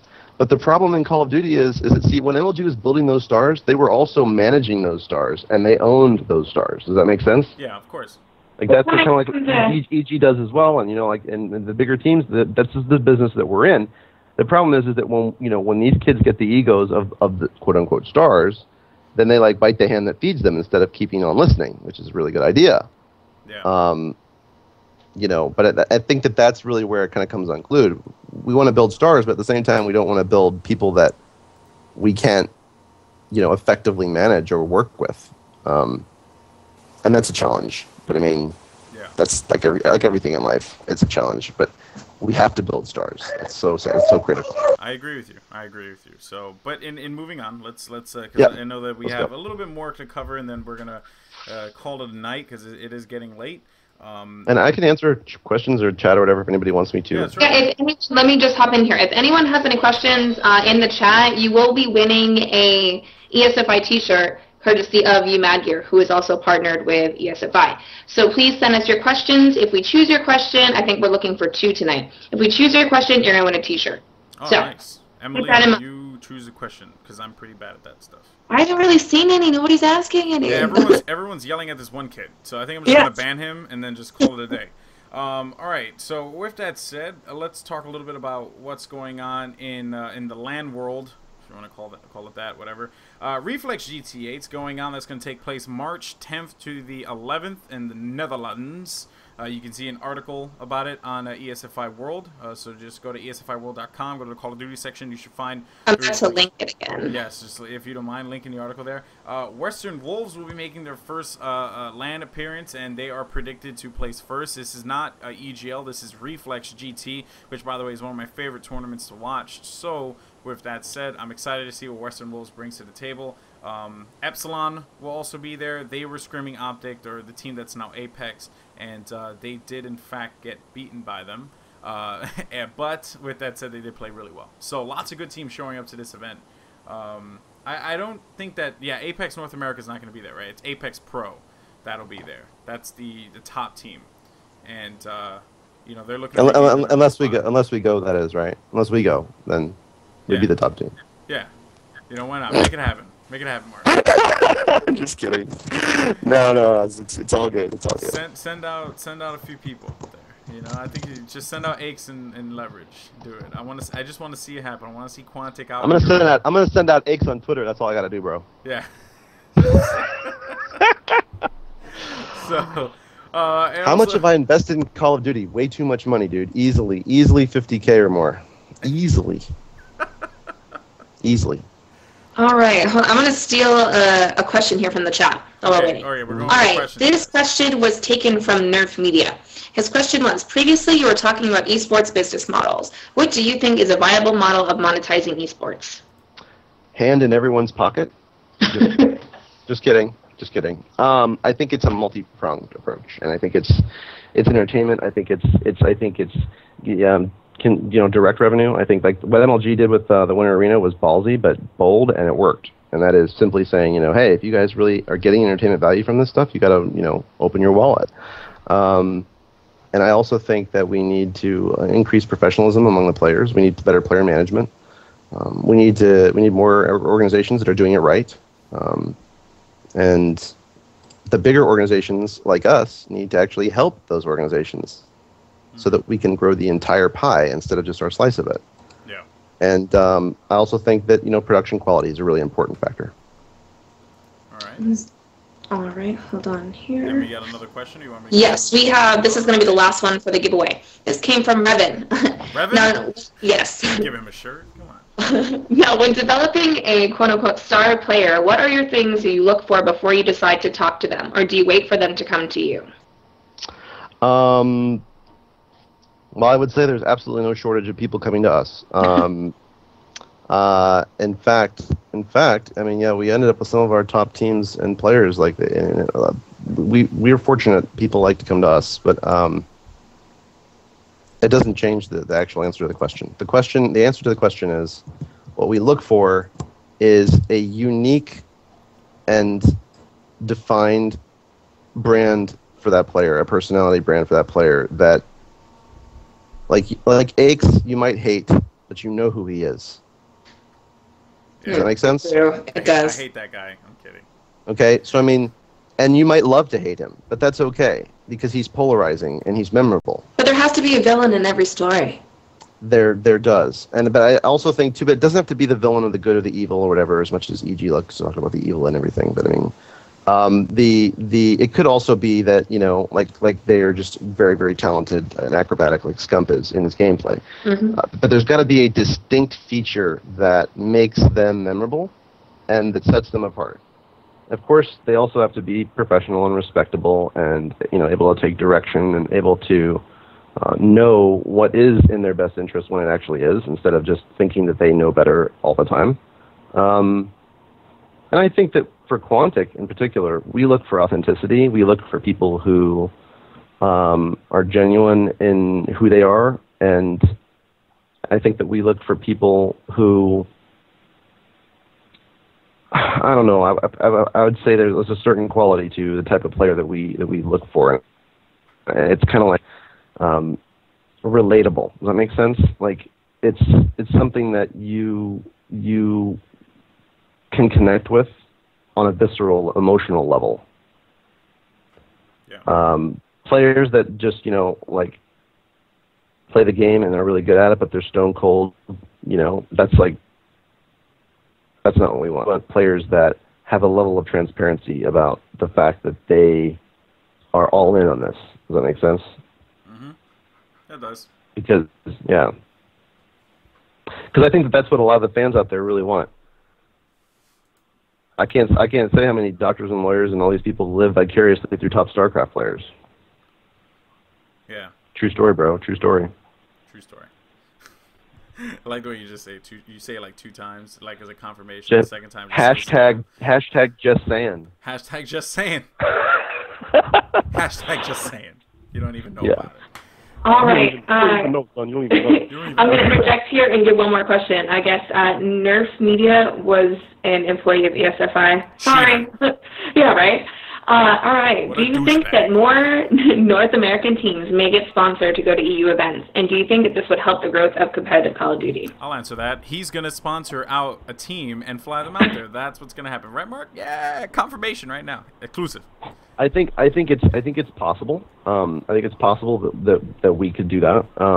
I don't think that the other organizations that are participating in the Call of Duty pro scene, and I use the word organization loosely, when I talk about like a Fear, for example, right, or an ICN. I mean, these are well-established Call of Duty brands and establishments, right? But are they really operating with the budget and the support to be able to send field a team across the Atlantic? I don't necessarily know that they can do that. Does that make sense? They might be able to, but I mean, could they generate a justifiable return? I don't think so. I think that we might not generate a justifiable return, but we might have partner support. We might have other reasons to do it, if that makes sense. Yeah, it makes perfect sense. Because it fits into our larger strategy across games and across platforms and across demographics.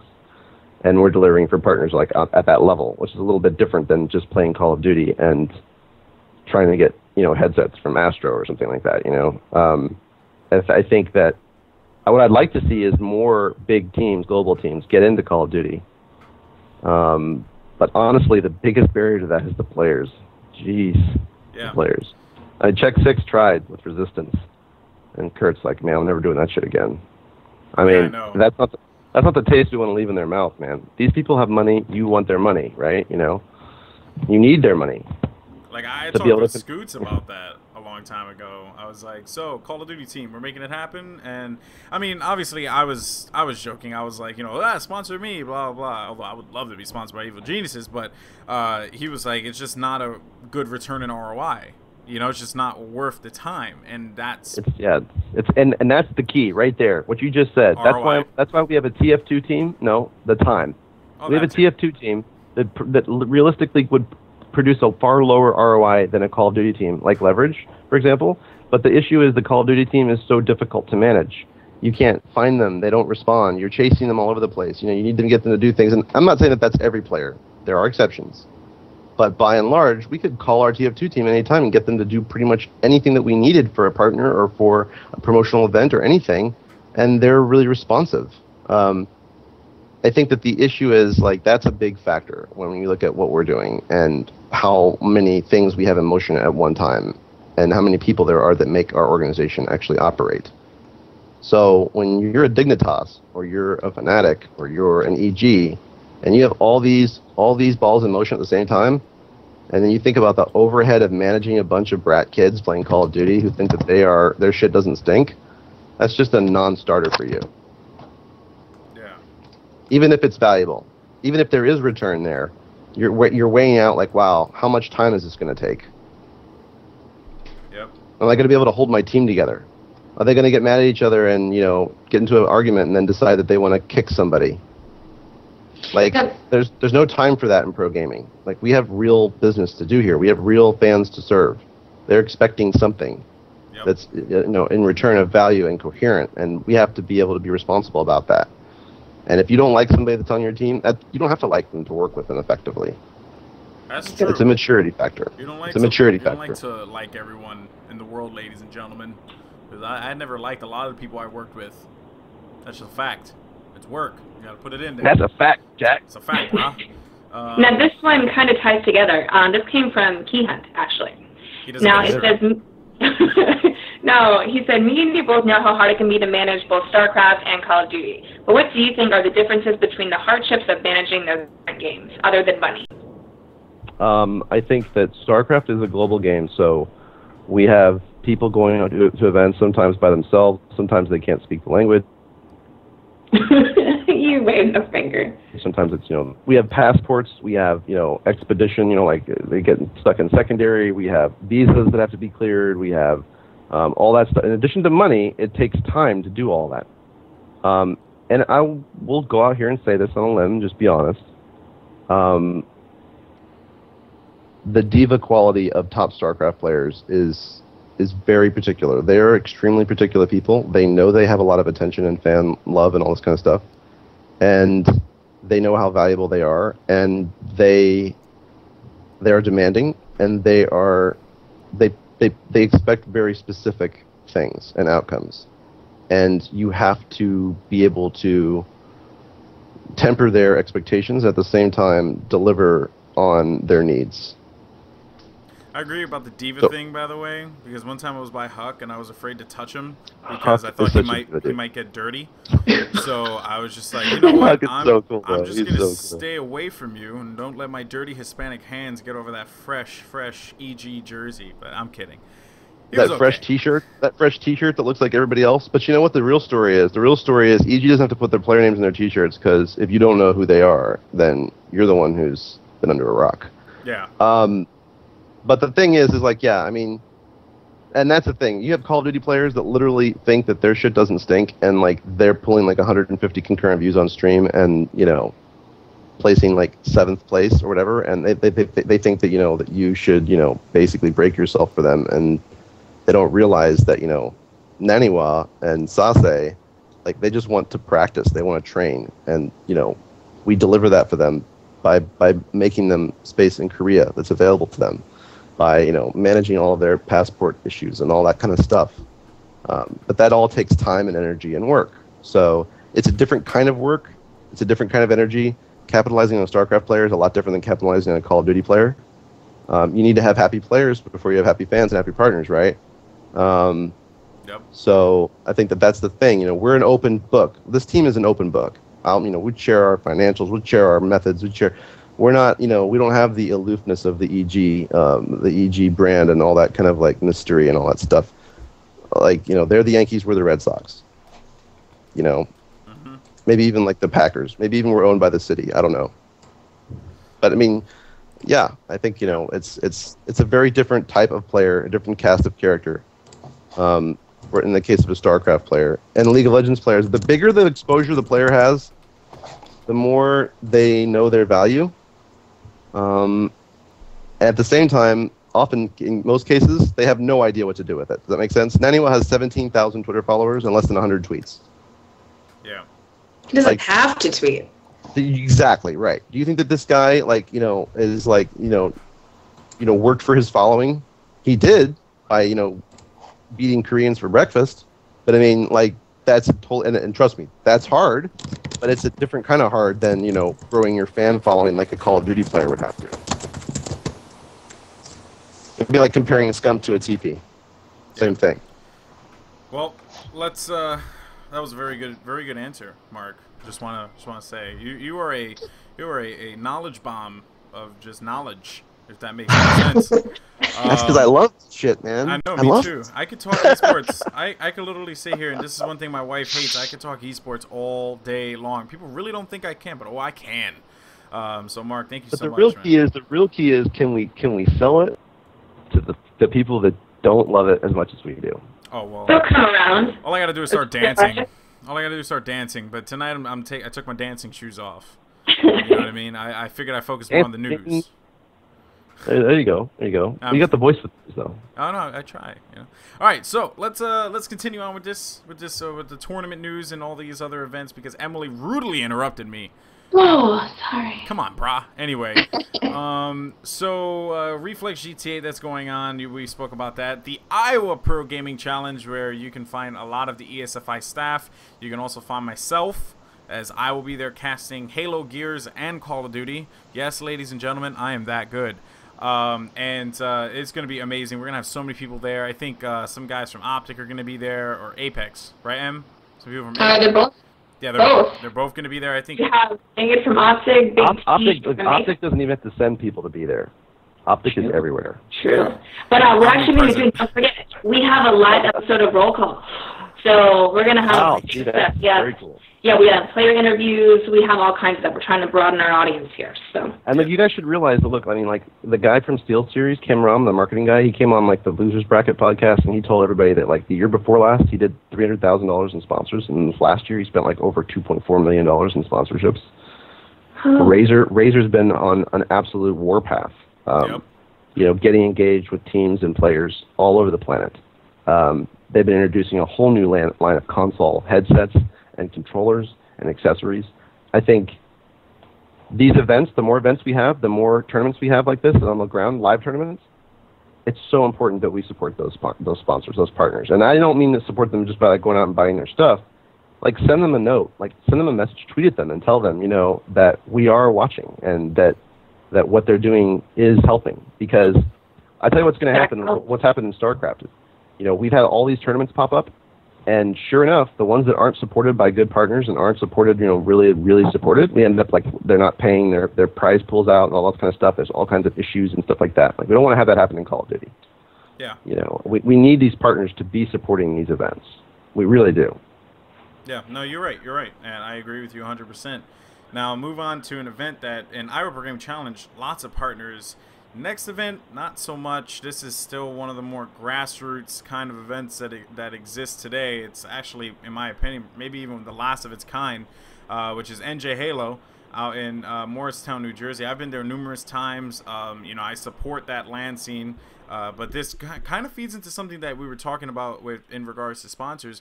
You know, there's nothing wrong with the NJ Halo event, you know, per se. It's just a matter of, like, that's a tournament that's still 100% reliant on players showing up, and then that amount of money from the players showing up gets injected into the prize pool, as opposed to the Iowa Pro Gaming Challenge, which has the support and sponsors and all these other things. And, you know, they have, like, other... It's a difference between a league and a tournament. Like, MLG is a tournament.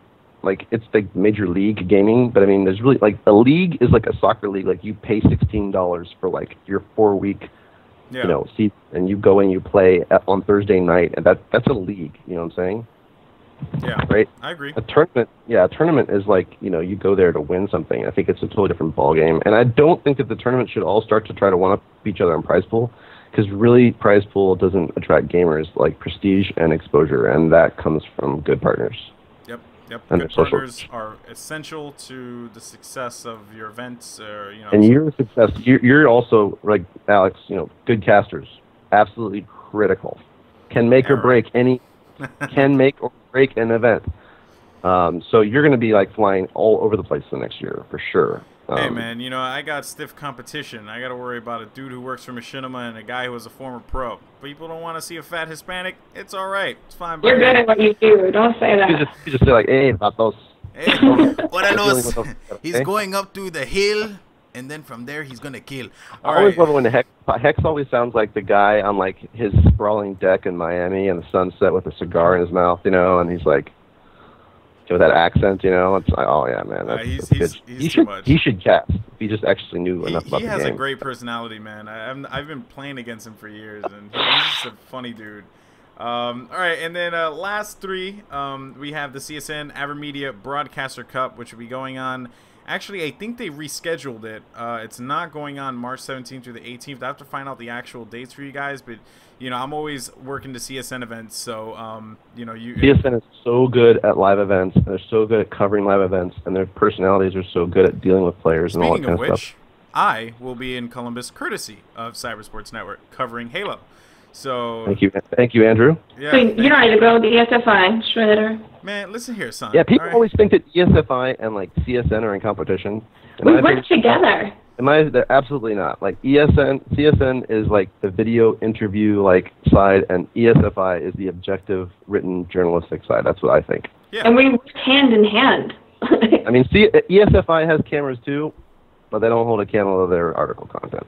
Yeah, I love the ESFI written stuff. It's what I literally make time out of my day to actually read, and that's not even because of the show. ESFI will be syndicated on Kotaku and Joystick someday.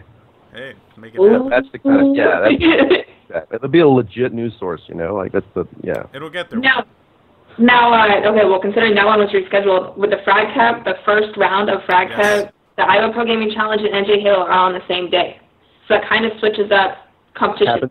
Happens all the time. Yeah, for online events. So yeah, look into that. Either go if you're local. Make sure you're watching Twitch TV, folks. Yeah, that's like the cable network for esports. There you go. Well, but the Frag Cup's going to be on YouTube. Round. It's going to be on YouTube, if I'm correct, right? Yeah, no, it is.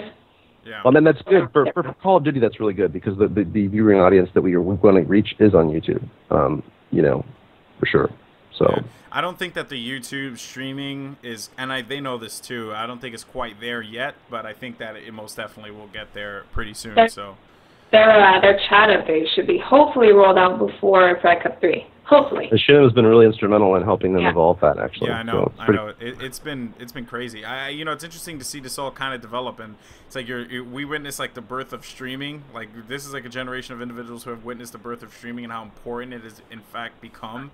And now it's like everyone and their mother can stream now. It's crazy. And it's so different. That's so different though. On YouTube, everybody plays Call of Duty. They're all like, you know, out there like casual people watching. Like the Call of Duty thing is perfect on YouTube, you know, right? But like for StarCraft, like if you stream StarCraft on YouTube, people are like, "What the hell is this?" And then like click next, right? Yeah. But like on Twitch TV, literally, there's thousands of people who want to watch your StarCraft. That's what they're there for. And if their favorite dude's not on, they're going to watch you. Ironically, it's called Twitch too, by the way, which is I think the funnier part. Twitch is like literally like what they did made all this shit possible. None of this would even be happening if it wasn't for them because they built this technology and this community and they invested in it. Yep. They invested in this future that a lot of other people have invested in, and it never happened. But for them, it did. Yep, 100%. And last event? EGL, 4 weeks away, which is also the same weekend as PAX East. Damn it. So you have so much stuff. Like, we're going to be covering crazy events. Like, I think you and I would travel for, like, literally the next, 3 weeks straight? Yeah. Covering stuff. So we have a lot of stuff. So make sure that you click follow on the channel. Yeah, there's going to be a lot of things going on. I'm going to be traveling all over the place. After Columbus, it's going to be, God, where is it even going to be? Oh, it's going to be Boston for PAX East. I'm going to be there covering that entire event and hopefully even find my way into the Twitch booth and, like, manage to commentate or do something stupid. I'm gonna find something stupid to do at PAX, guarantee. And yeah, so many other events coming up. That Dallas LAN that's supposed to be going down pretty soon. That's gonna be pretty big. I'm even looking into maybe even running a New York thing one day soon, hopefully, if I am not poor. So a lot of good stuff. Hey, I just have a question for you, Alex, real quick. Yes, sir. What is in your view? This has been a trend that we've seen in StarCraft recently. What's your view of doing more post-game analysis? I think it's important, to be honest with you, and that's something that I really wanted to do when I was doing the AverMedia Cup with Deserto. We all were working together, which, by the way, was like such a phenomenal stream. Those guys at Deserto do work. And then, you know, also talking about the, what was it, the one I did as well. It's just I want to do post-game analysis and all that. And I think that was like one of the big things of the Winter Arena. That was like a big, I guess, attention grabber of a lot of people, correct? was that post-game analysis Absolutely, that it's they had. exact. Yes, Because it really legitimized was. it. It legitimized it, right? Sure did. And that's And what I also people think want. too, if we could get like instant replay or something like that, I mean, like those kind of capabilities. I mean, I realize the technology may not be there, but I mean, like, and you can figure out how to do stuff like that from a production perspective. That's a huge differentiator. You could be like 1/4 the size of the big event that's happening this weekend, but you do something like that. Yep. Reddit explodes. People come and watch. And I was there. I was there working with the MLG guys at Weekly Warfare. I tell you, man, they got gear. They got gear, and they're able to do some crazy stuff. So, I think. And you got to capture the emotion too of the players. I mean, we've all seen one epic play after another, and at the moment it was the most epic thing ever. But seriously, like 3 weeks later, we don't even remember it. Yep. But what you do remember is the players' exaltation of victories. That makes sense. You do remember that emotional moment. That's the thing that people really latch onto. And I think that's, you're right about that. But here's the thing. One of the things I personally latch onto is an individual who, like, gets hype. Because I, myself, if anyone in the chat or anyone, period, has ever played against me. Like Spencer when he won the damn Nationals. He went, my God. If anyone here even remembers when I was casting the Providence Finals, and then when Virus had that last-minute shot, I was going crazy. I screamed. Like, they had the audio for Weekly Warfare where it's like someone like going crazy. That's me.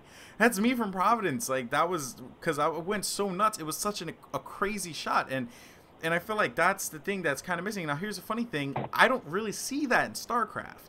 I've never seen a player like get out that booth and be like, "Yeah, whoa, I'm awesome." I never seen that. I want to see that hype. Should watch more than anyone.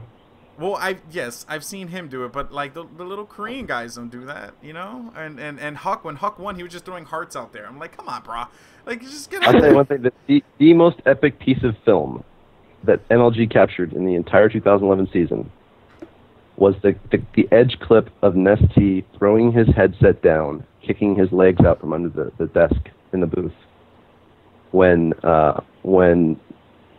Naniwa beat him in the Global Invitational. Mm-hmm. That's emotion. Does that make sense? Yeah. No, I mean, like, everybody can connect with that. They actually replayed that shit on the stream. They were like, "Whoa, can we like look at that again?" And anyone I think he was just saying, like, noticeably. It is like noticeable. Out there, like screaming, like it. But you also have to realize too. Think about the type of person that watches StarCraft. Sure. Like that personality type, may not be as type A, may not be as demonstrative as, let's say, the average person who watches Call of Duty or like a fighting game that's a lot more, the hype in that is crazy. Hype oriented. Yeah. Exactly, right. Like, I mean, what was his name? Ultra David said he went to the event at NASL Finals, and he was like getting all hyped like he would for like a fighting game thing for StarCraft, and people were like, "Could you please shut the hell up? We're trying to look what's on here, dude. You can't pay attention, and this guy's got some micro going on. Shut up." Shut up, son. I freaking love the fighting game community. Like, the way that those guys get hyped, because I feel at home when I'm there with them, just loud screaming, because most of them, But you have to realize, too, like, watching Call of Duty is literally like being in a blender, like being punched around. It's like you're kind of like going from throw to throw. Watching StarCraft is literally like on the edge of your seat. If you miss one thing that happens, you could miss the connecting piece of information that makes the entire thing make sense, why it ended the way it did. So StarCraft players, they're literally riding the wave. Like, they may get excited when they see some sick micro or they see some bad engagement or whatever, but I mean, like, it's a game for those that appreciate detail, and its depth is limitless. Yep. With that, yeah, it's not the size of the fan base that does it, guys. It's the fanaticism of the fan base that does it. Yep, and if we can get, and that's the same thing for League of Legends. It's how fanatic those people are about the game itself. Han, Dota, all that stuff. Dota's gonna blow everybody away, dude. The game's still in beta. We had 50,000 people on stream for our team the other night in the finals of the defense. I mean, that's like insane. 50,000. It's like 1/3. Like Scoot said it last night on Live on 3. That's like 1/3 league numbers for a game that isn't even out yet. That's good. That's a good sign. But I think that's also because of the fact that it is Dota. And Dota was the first, but I mean, I do not want to see those League of Legends guys go away. I don't want to see Riot go anywhere. I think that with the amount of focus and attention they put toward esports, those guys busted their ass for this. But they need the community. They need other people to start paying for these things now. Yeah. That's so important. Like, StarCraft is like funded by the world. It's grassroots. That's what's different about StarCraft than everything else that came before it. Like all the big attempts in North America to make esports popular and put it on TV and everything failed because they were like one big media company trying to inject a bunch of money and create a result that was artificial, but it was still artificial. Yeah. Like grassroots StarCraft, it's not artificial this time because nobody made it happen. All we have to do is just react to it and respond and deliver for the fans. Yeah. Like, and that's what we need in Call of Duty as well. We need that wildfire effect in Call of Duty. We can't go out there and throw money at Call of Duty and make it popular. Not going to happen. Yep, I agree with you 100%, man. That's the. It's got to come from the players. It's got to come from the casters, and it's the unique yoke of all of that together that actually creates the magic. You know. Yep. Well, I'm gonna. Well, all right, we are going to go ahead and we are going to start wrapping it up.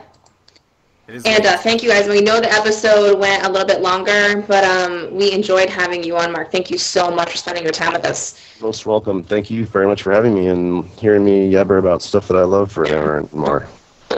And thanks for everybody for watching and watching Call of Duty and watching our players. And stay tuned. More cool stuff to come. You heard it here. So be sure to click the follow button on the stream if you are interested in seeing more episodes like this. Again, next week we have someone from Turtle Entertainment coming on, I believe, right, Goldenboy? Yes. David Hilshner, I believe is his name. He is. He's very cool, yeah. Yeah, I'm looking forward to that one. He's a good guy. That's going to be good. And look, and if you want, I'm going to be a little bit more visible in the public eye a little bit more now, because I've been like 2 Wizard of Oz-ish, I think. So if you want to follow me on Twitter, it's Quantic Cinergy, Cinergy. And of course, you can get links to our Twitter and Facebooks off of our webpage, as well as our YouTube channel, which is actually pretty good. We're not Optic, but we're trying. Yeah, and you can see his Twitter on the top of his name, by the way. Like, just like mine is there and Emily's is over there. So, over there. There you go. And if Battlefield happens, baby, remember, you heard it here first. It's going down, son. Hell yeah. Hell yeah, baby. Let's go. Hell yeah, baby. Yeah, you don't even know. You don't even know, son. All right, Em, so I guess wrap it up for us. I'm just going to say, guys, thank you so much. Thanks for watching. Thanks for listening. And hopefully you tune in next week. All right, sounds good. Thanks again, guys. Cheers.